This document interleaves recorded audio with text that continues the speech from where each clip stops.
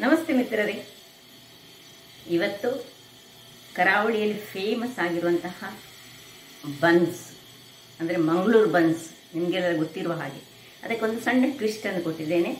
ಈ ಮಾವಿನ ಹಣ್ಣನ್ನು ಬಳಸಿ ನಾನು ಬಹಳ ರುಚಿಕರವಾದ ಒಂದು ಬನ್ಸನ್ನು ಮಂಗಳೂರು ಶೈಲಿಯಲ್ಲಿ ಮಾಡಿದ್ದೇನೆ. ಹಾಗಾದರೆ ಬನ್ನಿ, ಇದನ್ನು ಹೇಗೆ ಮಾಡುವುದು ಎಂದು ನೋಡುವ ಮೊದಲು ಯಾರೆಲ್ಲ ನನ್ನ ಚಾನಲನ್ನು ನೋಡ್ತಿದ್ದೀರಿ, ಯಾರೆಲ್ಲ ಇನ್ನೂ ಸಬ್ಸ್ಕ್ರೈಬ್ ಮಾಡಿಲ್ಲ, ದಯವಿಟ್ಟು ಸಬ್ಸ್ಕ್ರೈಬ್ ಮಾಡಿ, ಸಪೋರ್ಟ್ ಮಾಡಿ ಅಂತ ಹೇಳುತ್ತಾ ಈ ರುಚಿಕರವಾದ ಹಾಗೂ ಉಬ್ಬಿ ಬರುವಂತಹ ಈ ಮಂಗಳೂರು ಬನ್ಸ್ ಹೇಗೆ ಮಾಡುವುದೆಂದು ನೋಡೋಣ. ಮಿತ್ರರೇ, ಮಾವಿನ ಹಣ್ಣಿನ ಸೀಸನ್. ಇವತ್ತು ಒಂದು ಸ್ಪೆಷಲ್ ಆದ ಮಾವಿನ ಹಣ್ಣಿನ ಬನ್ಸ್ ಅನ್ನು ಮಾಡುವ, ಅದು ಸಹ ಮೈದಾ ಹಿಟ್ಟನ್ನು ಬಳಸದೆ ಗೋಧಿ ಹಿಟ್ಟಿನಿಂದ ಮಾಡುವಂತಹ ಈ ಒಂದು ಬನ್ಸ್ ಆರೋಗ್ಯಕ್ಕೆ ಸಹ ಬಹಳ ಉತ್ತಮ. ಮಕ್ಕಳಿಗೆ ಕೊಟ್ಟರೆ ಒಳ್ಳೆಯದು. ಮತ್ತು ನಿಮಗೆ ಬೇಕಿದ್ರೆ ನೀವು ಮೈದಾದಲ್ಲಿ ಸಹ ಮಾಡಿಕೊಳ್ಬೋದು, ಇನ್ನೂ ಸಹ ಸ್ವಲ್ಪ ಹೆಚ್ಚು ರುಚಿ ಸ್ವಲ್ಪ ಹೆಚ್ಚು ಬರ್ತದೆ. ಇದಕ್ಕೆ ನಾನು ಇದರಲ್ಲಿ 2 ಗ್ಲಾಸ್ನಷ್ಟು ಗೋಧಿ ಹಿಟ್ಟು ತೆಗೆದುಕೊಂಡಿದ್ದೇನೆ, ಒಂದು 3/4 ಗ್ಲಾಸ್ನಷ್ಟು ಇದು ಕರ್ಡ್, ಮತ್ತು ಇದರಲ್ಲಿ ನಾನು ಅರ್ಧದಷ್ಟು ಮಾತ್ರ ಹಣ್ಣನ್ನು ಈಗ ಸಿಪ್ಪೆ ತೆಗಿತೇನೆ. ಸ್ವಲ್ಪ ಜೀರಿಗೆ, 1 ಚಮಚದಷ್ಟು ಜೀರಿಗೆ ಬೇಕು, ಕಲ್ಲುಪ್ಪು ಸ್ವಲ್ಪ ತೆಗೆದುಕೊಂಡಿದ್ದೇನೆ.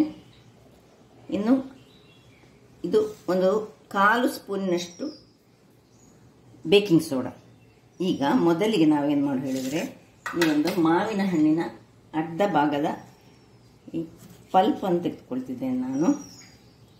ನೋಡಿ, ಒಳ್ಳೆ ಮಲ್ಲಿಕ ಹಣ್ಣು ಈಗ ಬರ್ತದೆ, ಅಥವಾ ಯಾವ ಹಣ್ಣು ಸಾಕ್ತದೆ, ರಸಪೂರಿ ಸಾಕ್ತದೆ, ಬಾದಾಮ್ ಸಾಕ್ತದೆ, ಯಾವ ಸಾಕ್ತದೆ. ಈಗ ಇದನ್ನು ಸ್ವಲ್ಪ ನೋಡಿ ಹೀಗೆ ಗೆರೆ ಹಾಕ್ಕೊಂಡು ನಾವು ಇದರ ಪಲ್ಪನ್ನು ತೆಗೆದುಕೊಳ್ಳೋಣ. ಪಲ್ಪನ್ನು ಒಂದು ಮಿಕ್ಸಿ ಜಾರಿಗೆ ಹಾಕೊಳ್ತಿದ್ದೇನೆ ನಾನು. ಬಹಳ ಟೇಸ್ಟಿಯಾಗಿ ಬರ್ತದೆ. ಹೀಗೆ ಈ ಬಾಳೆಹಣ್ಣು ಹಾಕ್ಲಿಕ್ಕಿಲ್ಲ ಇದಕ್ಕೆ, ಅದರ ಬದಲು ನಾವು ಇದನ್ನು ಹಾಕ್ಕೊಳ್ತಿದ್ದೇವೆ.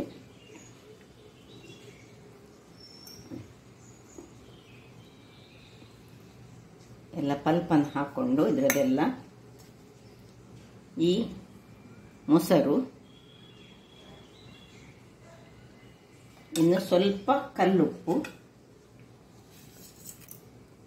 ಮತ್ತು ಇದಕ್ಕೆ ನಾವು ಕಲ್ಲುಪ್ಪು ಸೇರಿಸಲಿಕ್ಕಿಲ್ಲ, ಇದರಲ್ಲಿ ಉಪ್ಪು ಸೇರಿಸ್ಕೊಳ್ತಿದ್ದೇವೆ. ಇಷ್ಟನ್ನು ಹಾಕಿ ನಾನು ಇದನ್ನು ಒಂದು ಒಳ್ಳೆ ಪ್ಯೂರಿ ಮಾಡಿ ತರ್ತೇನೆ.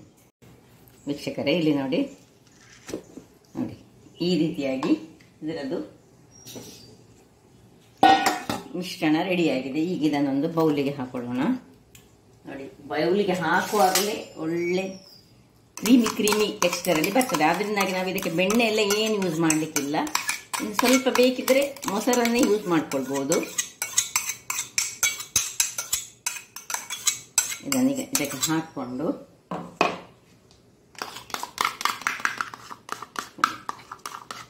ಈ ಪೇಸ್ಟ್ ಎಷ್ಟುಂಟು ಅದರ ಅನುಗುಣವಾಗಿ ನಾವು ನಮ್ಮ ಗೋಧಿ ಹಿಟ್ಟು ಅಥವಾ ಮೈದಾ ಹಿಟ್ಟನ್ನು ಹಾಕಿದರೆ ಆಯಿತು.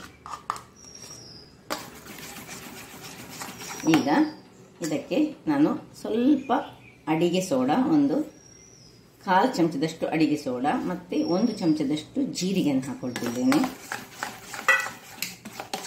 ಮಿಶ್ರಣ ಮಾಡಿಕೊಳ್ಳೋಣ. ಇದಕ್ಕೆ ಸ್ವಲ್ಪ ನೀರನ್ನು ಹಾಕೊಳ್ಳೋಣ. ಈ ಮಿಕ್ಸಿಯ ಇದಕ್ಕೆ ಹಾಕಿ ಸ್ವಲ್ಪ ನೀರು ಹಾಕೊಳ್ತೇನೆ.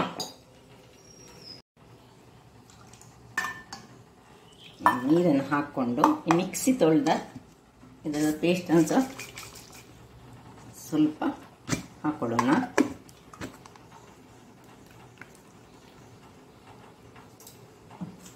ಇನ್ನು ಚೆನ್ನಾಗಿ ತಿರುಗಿಸಿಕೊಂಡು ಈ ಹಿಟ್ಟನ್ನು ತಯಾರಿಸ್ಕೊಳ್ಳೋಣ. ಇಷ್ಟೇ ಸ್ವಲ್ಪವೇ ಹಾಕೊಳ್ಳೋಣ. ಸುರಿಗೆ ಹಾಕೊಂಡು ಒಂದು ಗಟ್ಟಿ ಹಿಟ್ಟನ್ನು ತಯಾರಿಸ್ಕೊಳ್ಳೋಣ.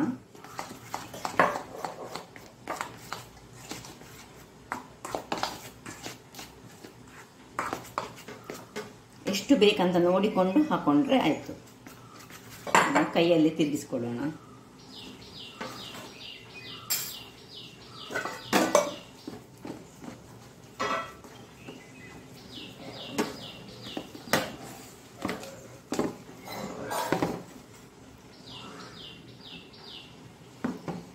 ಈಗ ಒಳ್ಳೆ ಹದವಾದ ಹಿಟ್ಟನ್ನು ನಾನು ತಯಾರಿಸಿ ನಿಮಗೆ ತೋರಿಸ್ಕೊಡ್ತೇನೆ ವೀಕ್ಷಕರೇ. ಇಲ್ಲಿ ನೋಡಿ, ಹೀಗೆ ನೋಡಿ, ಸ್ವಲ್ಪ ಇದು ತುಂಬ ಟೈಟ್ ಸಹ ಬೇಡ ನಮಗೆ, ತುಂಬ ಲೂಸು ಸಹ ಆಗಬಾರ್ದು. ಈ ಚಪಾತಿ ಹಿಟ್ಟಿನಾಗೆ ಆಗಲಿಕ್ಕಿಲ್ಲ. ಈಗ ಇಲ್ಲಿ ನಿಮಗೆ ಸ್ವಲ್ಪ ಇದು ಕಡಿಮೆ ಆಯ್ತಾ ಅಂತಾದರೆ ಸ್ವಲ್ಪ ಮೊಸರನ್ನು ಸೇರಿಸಿ ಅಥವಾ ಸ್ವಲ್ಪ ನೀರನ್ನು ಸೇರಿಸಿ. ಮೊಸರನ್ನು ಸೇರಿಸಿದ್ರೆ ಬಹಳ ಒಳ್ಳೆಯದು. ಅದನ್ನು ಹದ ಮಾಡಿಕೊಳ್ಳಿಕ್ಕೆ ಪುನಃ ನೀರು ಸೇರಿಸುವ ಬದಲು ಸ್ವಲ್ಪ ಮೊಸರನ್ನು ಸೇರಿಸಿದ್ರೆ ತುಂಬ ಸ್ಮೂತಾದ ಪದರಾದ ಬನ್ಸ್ ರೆಡಿ ಆಗ್ತದೆ. ಸೊ ಇದಕ್ಕೆ ಎಳ್ಳು ಬೇಕಿದ್ರೆ ಸಹ ಎಳ್ಳು ಸಹ ಹಾಕೊಳ್ಬೋದು. ಕೆಲವರು ಕರಿ ಎಳ್ಳು ಹಾಕ್ತಾರೆ, ಅದು ಹಾಕಿದ್ರೆ ಸಹ ತುಂಬ ಚೆನ್ನಾಗಿ ಬರ್ತದೆ. ನಾನೀಗ ಸ್ವಲ್ಪ ಕರಿ ಎಳ್ಳನ್ನು ಹಾಕ್ತೇನೆ ಇದಕ್ಕೆ. ಅದೇ 1 ಚಮಚದಷ್ಟು ಕರಿ ಎಳ್ಳನ್ನು ನಾನೀಗ ಇದಕ್ಕೆ ಸ್ವಲ್ಪ ಇದನ್ನು ಹೀಗೆ ಅಗಲ ಮಾಡಿಕೊಂಡು ಸ್ವಲ್ಪ ಹಾಕ್ಕೊಳ್ತೇನೆ. ಅರ್ಧ ಚಮಚ ಸಹ ಸಾಕಾಗ್ತದೆ, ಎಷ್ಟು ನಿಮಗೆ ಬೇಕು ಅಷ್ಟನ್ನು ಹಾಕ್ಕೊಳ್ಳಿ. ಹೀಗೆ ಗಟ್ಟಿ ಬ್ಯಾಟರ್ ಮಾಡೋದು ಬೇಡ, ಹದಾದ ಬ್ಯಾಟರ್ ಮಾಡಿದರೆ ಆಯಿತು. ಈಗ ಇದರ ಮೇಲೆ ಸ್ವಲ್ಪ ನಾವು ಎಣ್ಣೆಯನ್ನು ತಾಗಿಸಿಕೊಂಡು ನೋಡಿ ಈ ರೀತಿಯಾಗಿ ಸರಿ ನಾದಿಕೊಳ್ಬೇಕು. ನಾದಿದ್ರೆ ಮಾತ್ರ ನಮ್ಮದು ಬನ್ಸ್ ತುಂಬ ಚೆನ್ನಾಗಿ ಬರುವುದು. ಅದರಿಂದಾಗಿ ನಾದುವುದು ವೆರಿ ಇಂಪಾರ್ಟೆಂಟು. ನೋಡಿ ಈ ರೀತಿಯ ಹಿಟ್ಟಾಗಬೇಕು.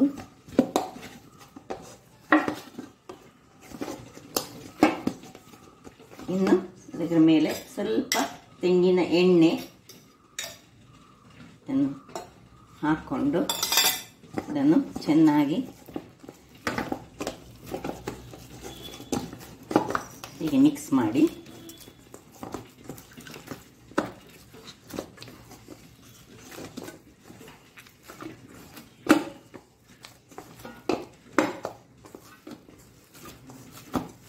ಮುಚ್ಚಳವನ್ನು ಮುಚ್ಚಿ ಒಂದು 6 ರಿಂದ 8 ಗಂಟೆಗಳ ಕಾಲ ಇದನ್ನು ನೆನೆಯಲಿಕ್ಕೆ ಬಿಡೋಣ. ವೀಕ್ಷಕರೇ, ಇಲ್ಲಿ ನೋಡಿ 6 ಗಂಟೆಗಳ ಕಾಲ ಇದು ಈಗ ನೆಂದಿದೆ. ಹೆಚ್ಚು ಸಹ ನೆನೆಸ್ಕೊಳ್ಬೋದು ನೀವು, ಮಿನಿಮಮ್ 6 ಇರಬೇಕು. ಈಗ ಇದನ್ನು ಚೆನ್ನಾಗಿ ನಾದಿಕೊಳ್ಳೋಣ. ನೋಡಿ ಎಲ್ಲ ಮ್ಯಾಂಗೋದ್ದು ಫ್ಲೇವರ್ ಅದಕ್ಕೆ ಬಿಟ್ಟಿದೆ.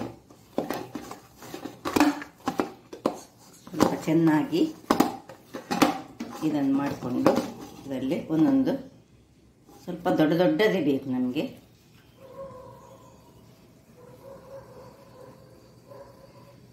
ಒಂದೊಂದು ಉಂಡೆಗಳನ್ನಾಗಿ ನಾನು ಮೊದಲಿಗೆ ಮಾಡ್ತೇನೆ. ಹೀಗೆ ಮಾಡಿಕೊಂಡು ಇಲ್ಲಿ ಒಂದು ಕಾಯಿಸುವಂತಹ ಬಾಣಲೆಯನ್ನು ಇಟ್ಟುಕೊಂಡು ಅದಕ್ಕೆ ತೆಂಗಿನ ಎಣ್ಣೆಯನ್ನು ಹಾಕ್ಕೊಳ್ತಿದ್ದೇನೆ.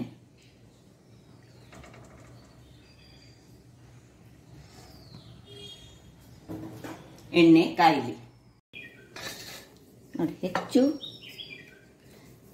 ತೆಳು ಆಗಬಾರ್ದು, ಹೆಚ್ಚು ದಪ್ಪ ಸಹ ಆಗಬಾರ್ದು. ಯಾಕಂದರೆ ಮತ್ತೆ ಒಳಗೆ ಕಾಯುವುದಿಲ್ಲ. ಸಾಧಾರಣ ಹದದಲ್ಲಿ ನಾವು ಮಾಡಿಕೊಳ್ಬೇಕು. ಎಲ್ಲವನ್ನು ಹೀಗೆ ಮಾಡ್ಕೊಳ್ಬೋದು, ಎಲ್ಲವನ್ನು ಸಹ ಮಾಡ್ಕೊಳ್ಬೋದು. ನೋಡಿ ಹೀಗೆ ಇಷ್ಟು ದಪ್ಪ ಇರಬೇಕು. ನೋಡಿ ಇದರದ್ದು ಸರ್ಫೇಸ್ ನೋಡಿ ಹೀಗೆ ಇರಬೇಕು. ಈಗ ಇನ್ನೊಂದನ್ನು ಸಹ ಹಾಗೆ ಹೆಚ್ಚು ಎಣ್ಣೆ ಹಾಕಬೇಕಂತ ಏನಿಲ್ಲ. ಇದು ಚೆನ್ನಾಗಿ ಆ ಕ್ರೀಮಿ ಟೆಕ್ಸ್ಚರ್ ಅದರಲ್ಲಿ ಉಂಟು. ಅದರಿಂದಾಗಿ ನಾವು ಮೊಸರು ಹಾಕ್ತೇವಲ್ಲ, ಹಾಗಾಗಿ ಹುಡಿ ಹಾಕಿದರೆ ಏನಾಗ್ತದೆ ಹೇಳಿದರೆ ನಮ್ಮ ಎಣ್ಣೆ ನಾವು ಕಾಯಿಸುವಾಗ ಹುಡಿ ಅದರಲ್ಲಿ ಬೀಳ್ತದೆ. ಹಾಗೆ ಅದು ಅಷ್ಟು ಚೆನ್ನಾಗಿ ಆಗುವುದಿಲ್ಲ, ಅಂದರೆ ಎಣ್ಣೆ ಹಾಳಾಗ್ತದೆ. ಇಲ್ಲಿ ನೋಡಿ ಹೀಗೆ ಮಾಡ್ಕೊಳ್ತೇನೆ. ಎಣ್ಣೆ ಕಾಯಿಲಿ ವೀಕ್ಷಕರೇ. ನೋಡಿ ಹೀಗೆ ರೌಂಡ್ ಆಗಿ ಮಾಡಿಟ್ಕೊಂಡೆ. ನೋಡಿ ಒಂದರ ಮೇಲೆ ಇಟ್ಟು ಅಂಟುದಿಲ್ಲ, ಯಾಕಂದ್ರೆ ನಾವು ಎಣ್ಣೆ ಬೆಳೆಸಿ ಮಾಡಿದ್ದೇವಲ್ಲ, ಅದರಿಂದಾಗಿ. ಈಗ ನೋಡಿ ಇಲ್ಲಿ ಎಣ್ಣೆ ಕಾದಿದೆ. ಸುರಿಗೆ ಎಣ್ಣೆ ಜೋರಲ್ಲಿ ಇಟ್ಟುಕೊಂಡು ಮತ್ತೆ ಎಣ್ಣೆಯನ್ನು ನಾವು ಆದಷ್ಟು ಇದು ಉಬ್ಬು ಬರುವಾಗ ನಾವು ಎಣ್ಣೆಯ ಫ್ಲೇಮನ್ನು ಸಣ್ಣದಾಗಿ ಮಾಡಿಕೊಳ್ಬೇಕು. ನೋಡಿ ಹೀಗೆ ಟ್ಯಾಪ್ ಮಾಡಿಕೊಳ್ಬೇಕು ಮೇಲೆ. ನೋಡಿ ಇನ್ನು ನಾವು ಆಯಿಲನ್ನು ಸ್ವಲ್ಪ ಫ್ಲೇಮ್ ಸಣ್ಣದಾಗಿ ಮಾಡ್ಕೊಳ್ಳೋಣ. ಏನು ಚೆನ್ನಾಗಿ ಬರ್ತದೆ ಹೇಳಿದರೆ, ನಾವು ಗೋಧಿ ಹಿಟ್ಟಿನಲ್ಲಿ ಮಾಡಿದರೆ ಸಹ ಅಷ್ಟೇ ರುಚಿಕರವಾಗಿ ಬರ್ತದೆ. ಮತ್ತು ಯಾಕೆ ಹೇಳಿ ನಾವು ಮ್ಯಾಂಗೋ ಹಾಕ್ತೇವಲ್ಲ, ಅದರಿಂದಾಗಿ ಬಹಳ ಚೆನ್ನಾಗಿ ಬರ್ತದೆ. ನೋಡಿ ಹೇಗೆ ಉಬ್ಬಿ ಬಂತು ನೋಡಿ. ಹೀಗೆ ಬ್ರೌನ್ ಕಲರ್ ಬರುವ ತನಕ ನಾವು ಇದನ್ನು ನಿಧಾನ ಎಣ್ಣೆಯಲ್ಲಿ ಕಾಯಿಸ್ಕೊಳ್ಬೇಕು. ಆಚೆ ಈಚೆ ಮೇಲೆ ಕೆಳಗೆ ಹೀಗೆ ಇದನ್ನು ತಿರುಗಿಸಿಕೊಂಡು ಮಾಡಬೇಕು. ಒಂದು 2 ನಿಮಿಷ ಬೇಕಾಗ್ತದೆ, ಯಾಕಂದರೆ ಅದರ ಒಳಗಿನ ಭಾಗ ಕಾಯಬೇಕಾಗ್ತದೆ. ಅದರಿಂದಾಗಿ ತಿರುಗಿಸಿಕೊಂಡು ಹೀಗೆ ನೋಡಿ. ಮಂಗಳೂರು ಬನ್ಸ್ ಹೇಳಿದರೆ ಹೀಗೆ. ಇದು ನಾನು ಮೈದಾದ ಬದಲು ಗೋಧಿ ಹಿಟ್ಟನ್ನು ಬಳಸಿದ್ದೇನೆ ನೋಡಿ. ರೆಡಿಯಾಗಿ ಸ್ವಲ್ಪ ಸಹ ಎಣ್ಣೆ ಇಳಿದುಕೊಳ್ಳುವುದಿಲ್ಲ. ಇಲ್ಲಿ ನಿಮ್ಗೆ ಕಾಣಬಹುದು ಎಣ್ಣೆ ನೋಡಿ, ಏನೂ ಇಲ್ಲ ಇದರಲ್ಲಿ. ಹಾಗೆ ನೋಡಿ ಇನ್ನೊಂದನ್ನು ಸಹ ಹಾಕ್ಕೊಳ್ತೇನೆ. ಇದೇ ರೀತಿ ಎಲ್ಲವನ್ನು ಕಾಯಿಸ್ಕೊಳ್ಳಿ ನೋಡಿ. ಸುರಿಗೆ ಹಾಕೊಳ್ಳೋದು, ಸುರಿಗೆ ಮುಟ್ಟಬಾರ್ದು. ಆಮೇಲೆ ಟ್ಯಾಪ್ ಮಾಡಬೇಕು. ಅದರ ಮೇಲೆ ಟ್ಯಾಪ್ ಮಾಡುವಾಗ ಅದರಷ್ಟಕ್ಕೆ ಅದು ಮೇಲೆ ಬರ್ತದೆ.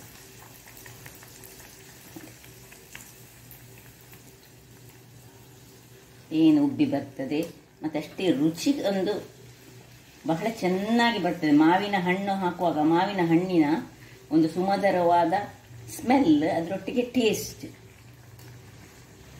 ಅದರೊಟ್ಟಿಗೆ ಸೇಸ್ಮೆ ಎಳ್ಳು ಹಾಕ್ತೇವಲ್ಲ, ಎಳ್ಳು ನಡುವಲ್ಲಿ ಸಿಕ್ಕುವಾಗ ಬಹಳ ಚೆನ್ನಾಗಿ ಬರ್ತದೆ. ಬೇಕಿದ್ರೆ ನೀವು ಇದರಲ್ಲಿ ಸ್ವಲ್ಪ ಸ್ವೀಟ್ ಬೇಕಿದ್ರೆ ಹಾಕ್ಬೋದು, ಬೆಲ್ಲ ಹಾಕ್ಬೋದು ಮಾಡುವಾಗ. ಮತ್ತು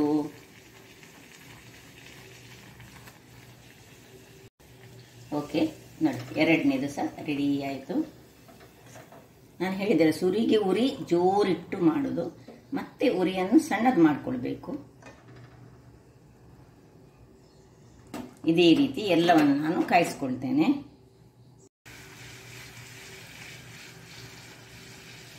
ಹೇಗೆ ಉಬ್ಬಿ ಬರ್ತದೆ ನೋಡಿ, ಬಹಳ ರುಚಿಕರವಾಗಿ ಸಹ ಬರ್ತದೆ. ನಿಮಗೆ ನಾನೊಂದು ಓಪನ್ ಮಾಡಿ ಕಟ್ ಮಾಡಿ ತೋರಿಸ್ತೇನೆ ಹೇಗೆ ಬರ್ತದೆ ಹೇಳಿ.